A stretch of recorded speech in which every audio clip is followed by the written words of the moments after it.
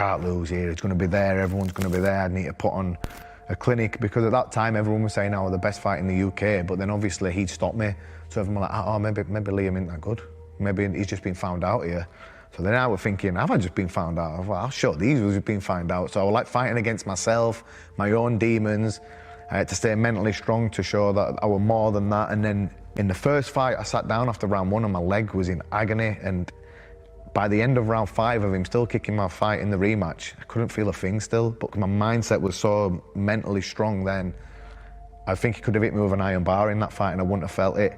After the fight, the ambulance had to come and take me to hospital because I passed out in the after party and I got took to hospital. I had to stay in overnight. I had a really bad concussion. And that was with how hard he hit me in round 4, but I was in such a mental focus that it didn't even have any effect till after the fight. If you want to be the best at it, you've got to be obsessed by it, you've got to give your life it, you've got to live it, you've got to breathe it. You're willing to go that extra mile just where certain people aren't willing to go. Anyone can come in a gym and kick the pads and spar and do this, but when they're tired, it depends, are they willing to do another round? Are they going to get back on the pads afterwards? When you can't breathe anymore, you know, you've been hurt to the body in the middle of like round 10 of sparring and a fresh opponent comes in, are they going to get out or are you going to stay in and you're going to keep going? So obsession is massively important in anything, not just fighting, just in any walk of life where you want to be successful. I just used to get in there because I used to love it. I used to walk around school and playground just daydreaming about when my next fight where I'll be sat in class not paying any attention whatsoever. All I could think about was getting out and going to the gym. And eventually I started on the dinner hour running from my school up to the gym, doing some quick pads with Richard and then running back to school. And that was like on my dinner hour and stuff like that. So I was obsessed by the sport and I was obsessed with fighting.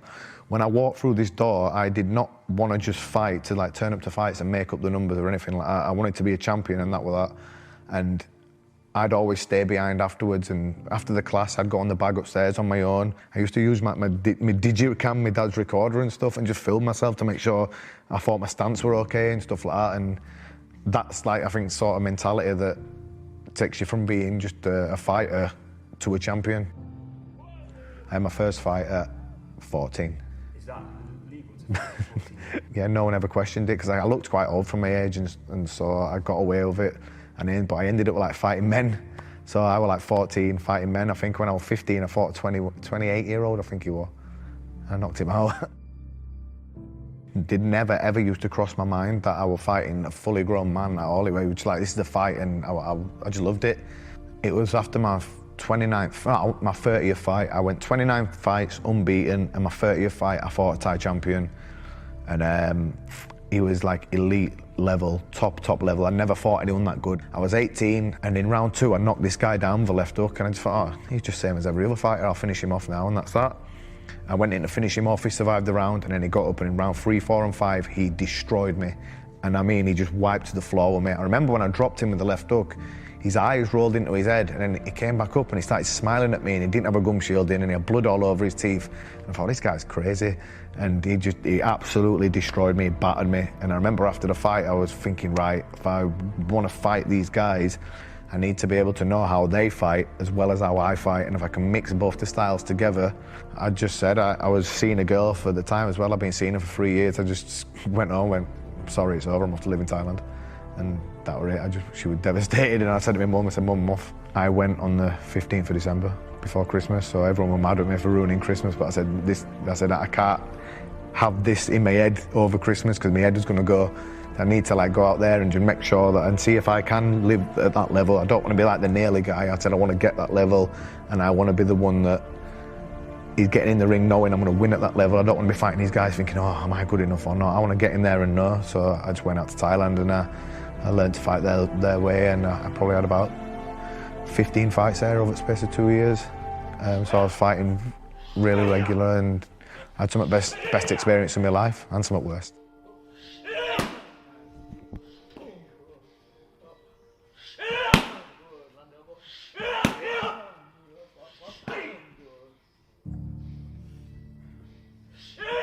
Getting out of your comfort zone is massively important. And again, that comes down to the same thing as obsession. I think you can't just be comfortable in what you're doing, you need to be out of your comfort zone. Like in training, you need to be in 6 to 8 weeks out of your comfort zone. Otherwise, when you fight, it's going to be healthier. I said before, I didn't want to be like a big fish in a small pond. I wanted to go over there, and I went to a gym called Jitty Gym, and it had a lot of Thai champions in at the time and top level guys. So I wanted to live like they did. I wanted to train how they did, and for the first like 3-4 weeks until I got used to it, it were hell. I was living on a mattress on the floor. They had me fighting every 3-4 weeks. But yeah, it got tough at some points because I was out there fighting for money as well. I was only 18 when I went. I'd not had too much money saved up. If my body's a bit banged up and I'm injured, it didn't matter, I had to fight. So that's what I did. I just used to fight as often as I could, as regular as I could. There's a big gambling culture in Thailand, so if I had a big fight out there, they were probably going to get some money gambled on it. They were going to be betting. So if they thought I wanted in as top shape as possible, then they wouldn't whip me into shape. And I mean, like, they'd have me up at 6 running, and I'd be the last one out the gym at 6 p.m. at night, and they'd make sure that I were on point. Like I say, I was there for money, and I said, right, I'm going to just bet on myself. So if I didn't win, I had no money.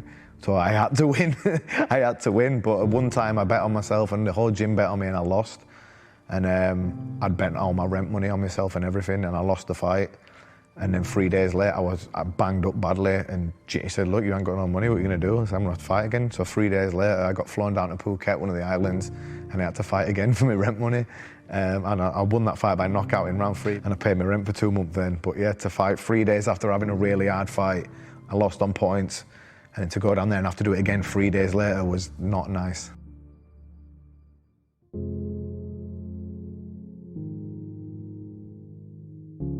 My fears at the time were thinking I wasn't as good as I thought I was. So that's why I wanted to go put myself right. I had to face my fears.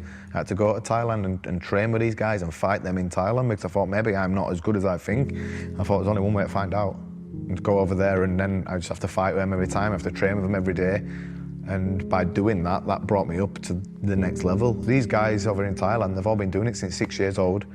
It's second nature to them, so I'm trying to catch them up. So if that means staying late while everyone else is eating dinner, that's what I'm willing to do. So I went out there and I faced my fears, but look where it's got me now. It was like the